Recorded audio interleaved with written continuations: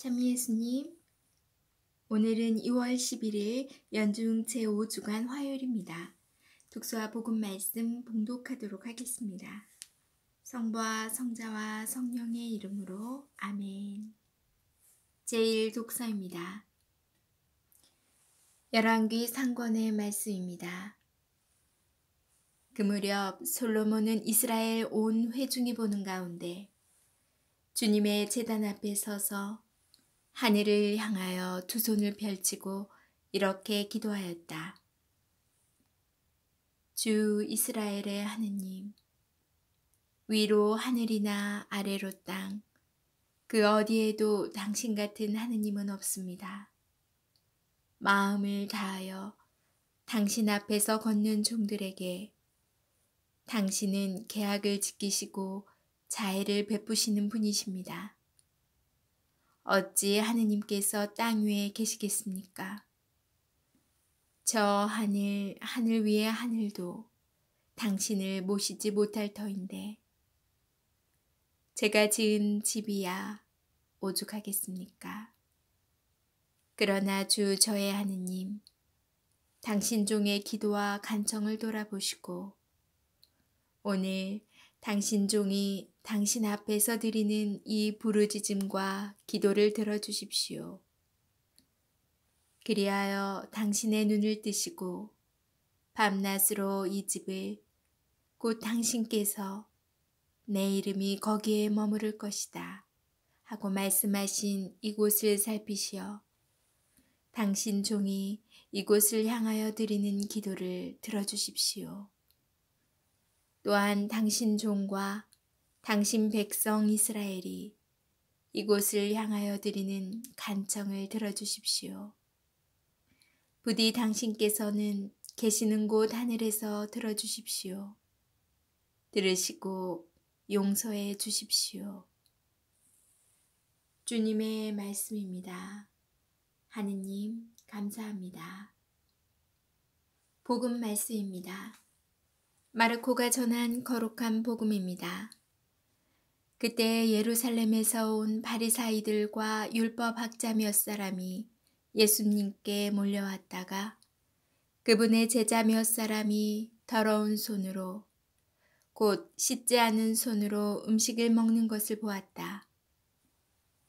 본디 바리사이뿐만 아니라 모든 유다인은 조상들의 전통을 지켜 한 움큼의 물로 손을 씻지 않고서는 음식을 먹지 않으며 장터에서 돌아온 뒤에 몸을 씻지 않고서는 음식을 먹지 않는다. 이 밖에도 지켜야 할 관습이 많은데 잔이나 단지나 녹그릇이나 침상을 씻는 일들이다.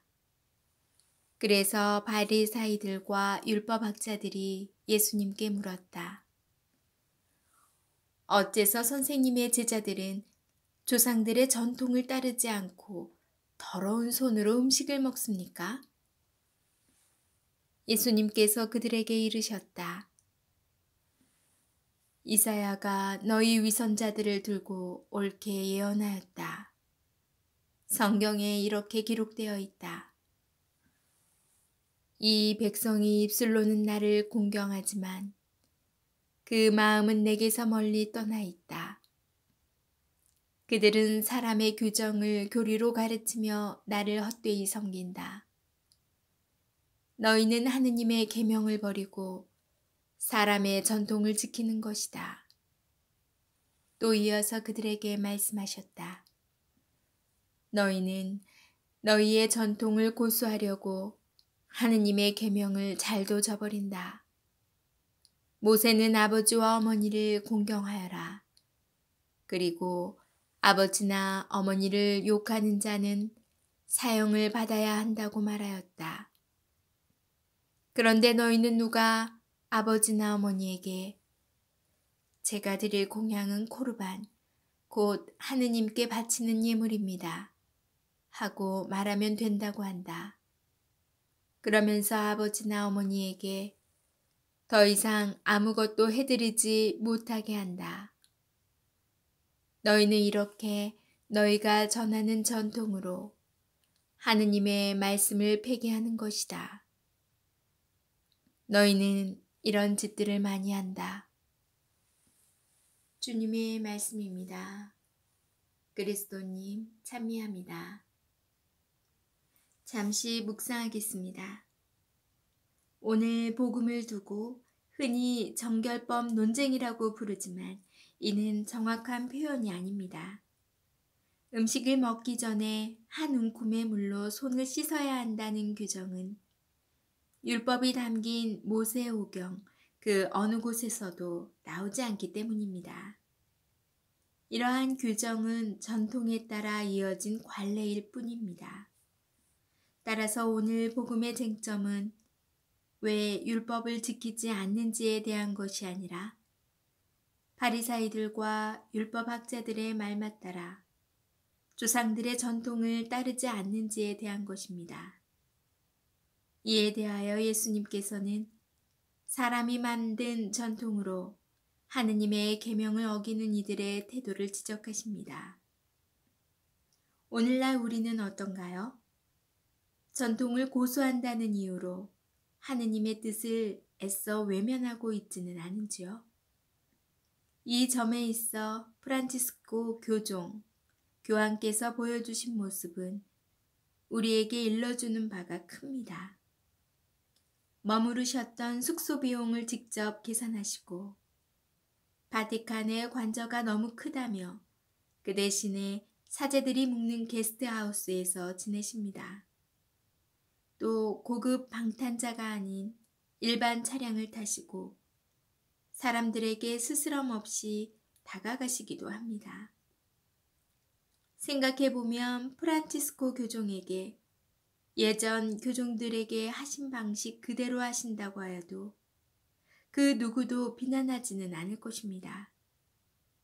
그러나 늘 당연시하던 관례를 다시 복음의 빛에 비추어 과감하게 포기하시는 모습에서 하느님의 뜻을 실천하시려고 교종에게 얼마나 노력하고 계신지 느낄 수 있습니다. 예수님께서는 이사야 예언자의 말을 빌러 우리에게 이렇게 말씀하십니다. 이 백성이 입술로는 나를 공경하지만 그 마음은 내게서 멀리 떠나 있다. 그들은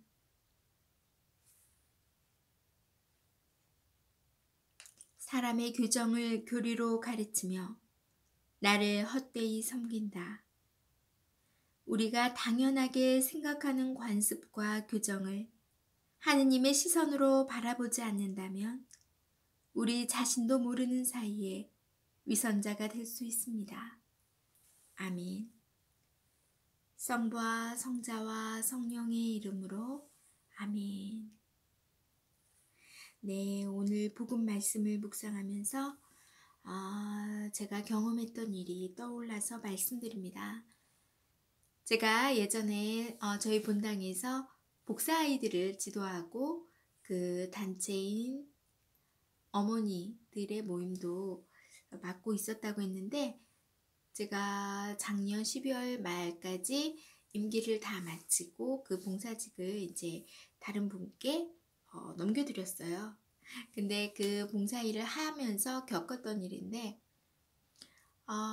우리 복사 아이들을 제일 먼저 지도하는 거는 신부님, 그리고 학사님께서 방학 때 오실 때 학사님께서 교육해 주시고 해요. 그 외 시간은 제가 이제 소소한 것들을 이렇게 지도하기도 하고 이끌어주기도 하는데 그 아이들을 재단에 세우면서 신자분들에게 들었던 제일 많이 들었던 그런 말 중에 하나가 아이들 재단 위에서 잠귀할 때, 무릎을 꿇을 때 아이들이 재단 위에서는 실내화를 신는데 그 학교에서 신는 하얀 실내화 그런 거를 다 맞춰서 신는데 무릎을 꿇으면 실내화 발바닥이 보이는데 그 발바닥이 더럽다. 그리고 아이들 옷이 검은색 바지로 복사복 안에 검은색 바지로 통일했는데 무릎 아래까지 내려야 되는데 그게 복숭아 뼈까지 위에 올라가 있다. 좀 짧다. 끈의 길이가 저 아이는 좀 긴 걸 해야 되는데 얘는 짧은 걸 했다.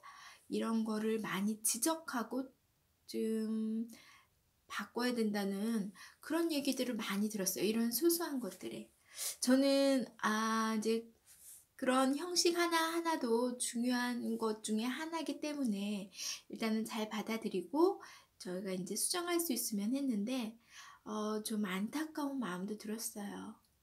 이게 어른들이 봉사하는 것도 힘들지만 아이들이 새벽 미사며 평일 미사도 학교를 마치고 돌아와서 그렇게 봉사하는 모습은 그 자체만으로도 저는 너무 존경스러워요, 아이들이. 그리고 너무 고맙고 잘 따라주는 것에 대해. 물론 중간중간 펑크도 하고 지각도 해요. 그렇지만 그만큼의 봉사를 해내는 것이 결코 쉬운 일은 아니거든요. 저는 그 미사 중에 신부님을 도우면서 옆에서 그런 일들을 한다는 것만으로도 정말 박수를 보내고 칭찬을 아끼지 않고 칭찬을 보내고 싶은데 사람들의 눈에는 그런 형식적인 그 티가 자꾸 보이나 봐요. 이해할 수 없는 게 미사 중에 온전히 머무르면서 저는 아이들이 행동이 보이지가 않을 때가 많거든요. 미사에 온전히 집중하고 나면 아이들이 뭘 실수를 했어도 그게 잘 눈에 들어오지 못했는데 그거 하나하나 잘게 찝어내시는 분들도 계시더라고요. 그래서 오늘 복음을 묵상하면서 너무 형식과 규정에 얽매이는 그런 시선을 가지고 있다면 본인도 온전히 하나님께 다가설 수 없고 하나님의 계명을 지키지 못하면서 미사에 충분히 머물 수가 없다는 거죠. 그래서 좀 신자분들께 바라는 건 너무 세세한 걸 보지 마시고 좀 잘못됐다 하더라도 더 큰 것을 보셨으면 그 아이들이 그 봉사직을 하면서 준비해야 했던 그 시간 그리고 피곤함과 졸림을 무릅쓰고 그 제단 위에서 미사에 전례 봉사를 하고 있는 그 아름다운 모습 그 모습을 칭찬해주고 격려해주는데 먼저 더 크게 부각을 시켰으면 좋겠다라는 거예요. 그래서 혹시 나도 어떠한 다른 봉사자를 그런 식으로 보지는 않나. 위선의 모습을 보지 않나.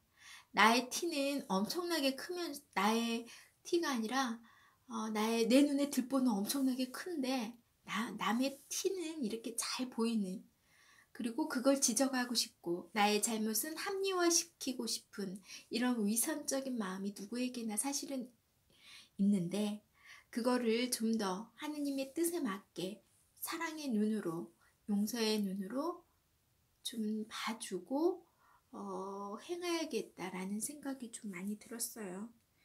그래서 여러분은 어떻게 신앙생활을 하고 계시고 다른 봉사자분을 어떤 시선으로 보시는지는 잘 모르겠는데 나 또한 저 자신 또한 다른 봉사자를 볼 때 일단은 본인의 시간을 내고 저렇게 하나님의 부르심에 맞게 수명하시는 모습에 감사하는 마음으로 봐야겠다라는 생각이 들었습니다.